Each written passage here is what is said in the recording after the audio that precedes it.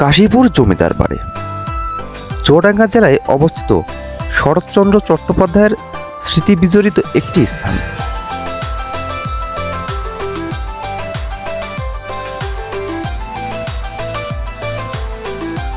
চুয়াডাঙ্গা জেলার জীবননগর হতে 7 কিলোমিটার দূরে কেটিকে ইউনিয়নের কাশীপুর গ্রামের ভৈরব নদের তীরবর্তী অঞ্চলে জমিদার বাড়িটি অবস্থিত।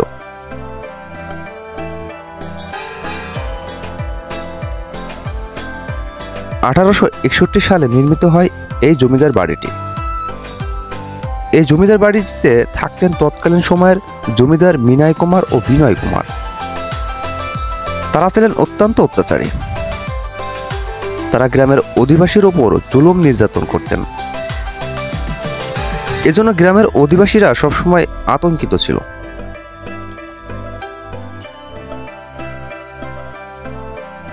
(1947) সালের 14 থেকে 15 আগস্টের পূর্বে কাশীপুর জমিদার বাড়িটি ভারতের পশ্চিমবঙ্গ রাজ্যের নদিয়া জেলার অন্তর্গত ছিল।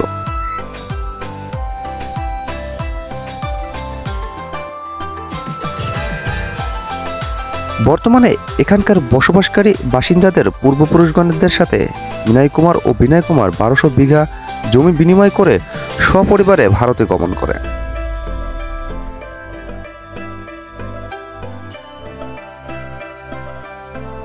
এর মাধ্যমে বিনয় কুমার মজুমদারের জমিদার প্রথা বিলুপ্ত ঘটে এবং গ্রামের অধিবাসীরা শান্তিপূর্ণভাবে জীবনযাপন করা শুরু করে। জমিদার বাড়িতে এখনো জমিদারের ব্যবহৃত নানা জিনিসপত্র রয়েছে। সেগুলোর মধ্যে রয়েছে সোফা, টেবিল, খাট, পালং সহ আরো নানা জিনিসপত্র। এছাড়াও এখানে পানি উপরে উত্তোলনের জন্য সেই বিশেষ মোটরটি এখনো বিদ্যমান। জমিদার বাড়িটিতে আরো রয়েছে গোলাঘর ও কুয়া। জমিদার বাড়িটির প্রধান ফটকের সম্মুখে একটি কৃষ্ণচূড়া ও বটগাছ বিদ্যমান এখনো রয়েছে। বর্তমানে এই বাড়িতে কাবিল ও হাবিল নামে 2 ভাই বসবাস করছেন। তারা এই বাড়ির প্রসঙ্গে বলেন যে এই বাড়িটি থাকা অত্যন্ত ঝুঁকিপূর্ণ, তারপর তারা এখনো বসবাস করছে।